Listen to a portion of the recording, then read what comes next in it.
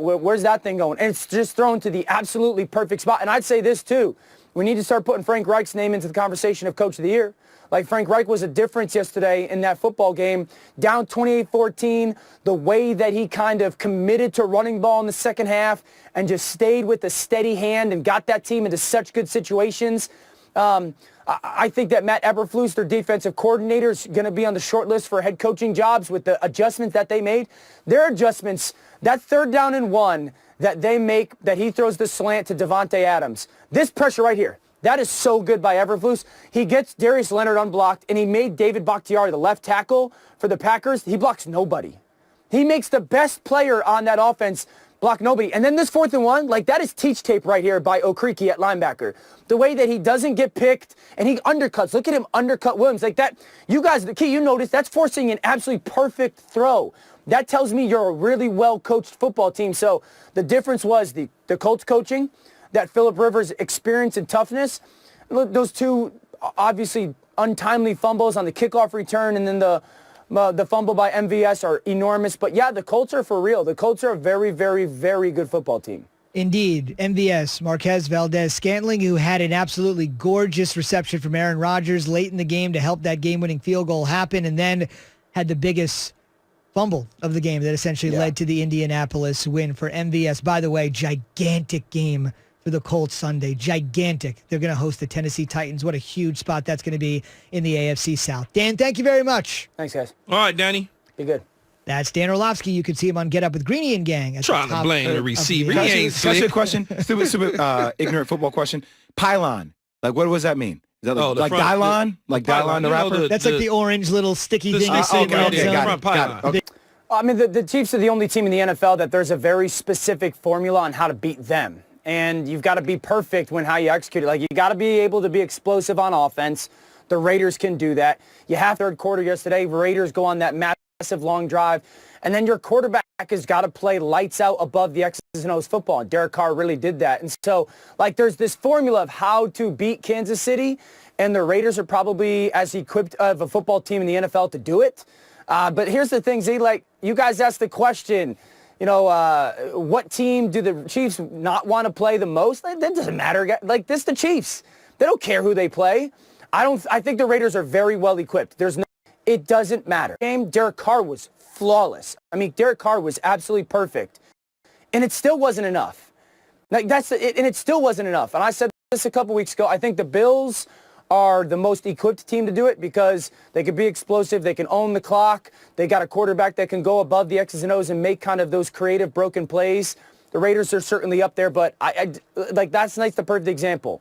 You could play your A game and operate your plan perfectly, and it still won't be good enough against Kansas City. Dan, I clearly rolled my eyes when you mentioned the Bills, but that's between me and you. Let me ask you this. As a quarterback took this job as the Raiders coach, that Derek Carr is on his way out, yada, yada, yada. Yeah. That has all changed, obviously, now, especially with the way Derek and John has been dialing things up and Derek's been playing. Why has it changed so much?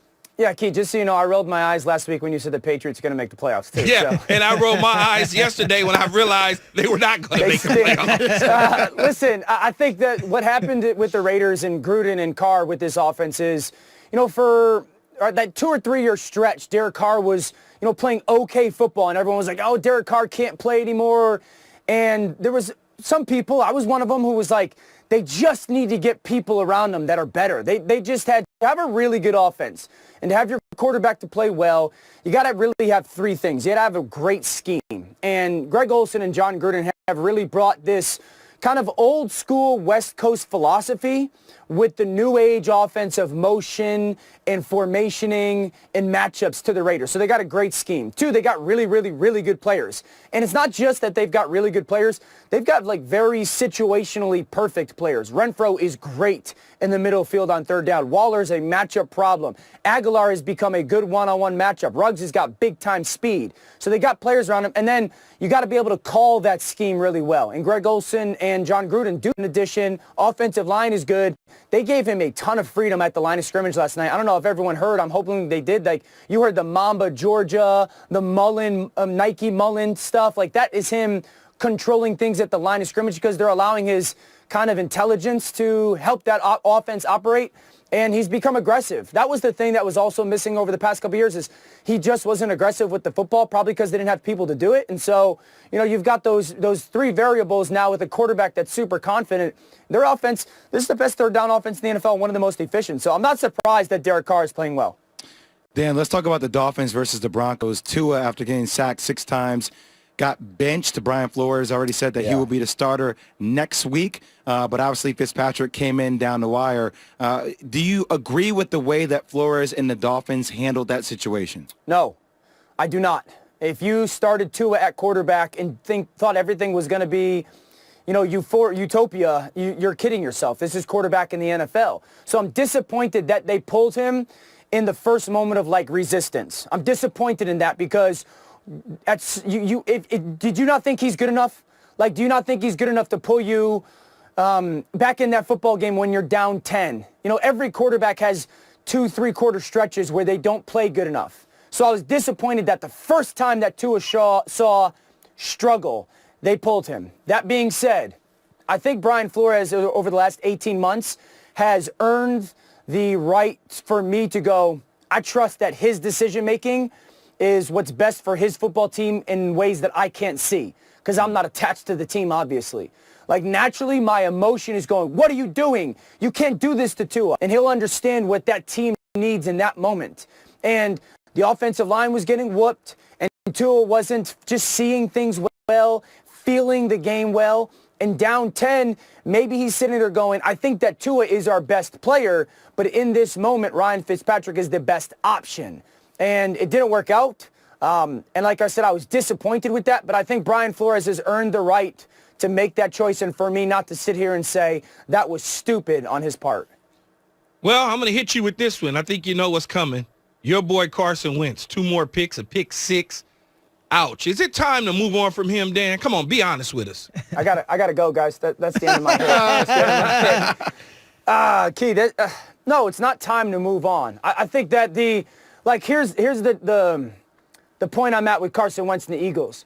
This is the 3rd game this year where if Carson Wentz was playing above average football, good football, and Doug Peterson was playing or coaching at above average pace, the Eagles win the game strictly because those 2 guys.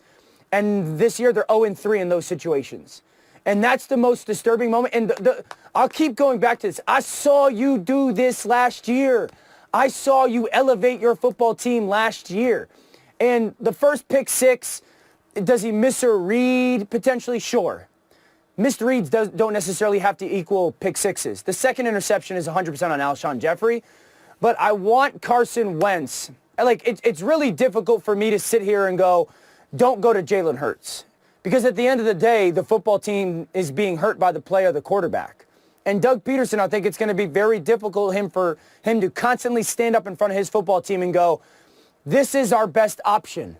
Because you can't tell your team, as long as we stop turning the ball over, we'll give ourselves the best chance to win, but continue to play Carson when he continues to turn the ball over. That's the situation that they're in. So, Dan, let me ask you this. You said the second one was on Alshon. What did Alshon do that was wrong? He mistimes his jump, right? That ball's in the air and he floats. I shouldn't have to jump. What? He's giving him an opportunity ball, Key. He's throwing it's an out, not a jump ball. Right, but that's not an out. No, but Key, he's getting that seam inside release. He's trying to club Ward by, and it's an out route that he's just trying to throw to a spot with some air because he's 6'4". Throw it at the pylon. He does. He threw it to the back of the end zone. Throw it at the front pylon. So either I don't catch it or it goes in the second row. Key, he throws it to the front pylon with air. That's not the throw we're looking for. What are you looking for? I need it downhill at the front pylon so I can come out of it. Listen, again, if maybe the type of throw isn't the ideal throw, but it shouldn't be an interception. Alshon, if he times his jump there, is going up and just making a contested 3-yard catch. First of all, back to your point, I wouldn't have had Alshon running that route anyway. Too Correct. slow in and out of his cuts. I agree. So I wouldn't have even had him running that. But this is the point, Key, as well. The